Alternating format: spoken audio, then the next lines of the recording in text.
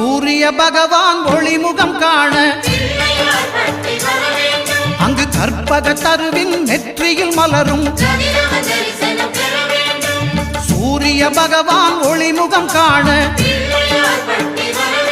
அங்கு கற்பக தருவின் நெற்றியில் மலரும்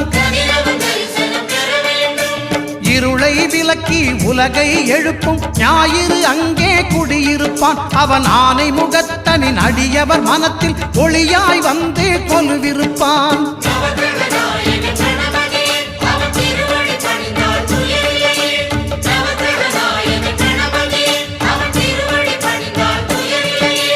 ஒன்பது கோளும் ஒன்றாய் காண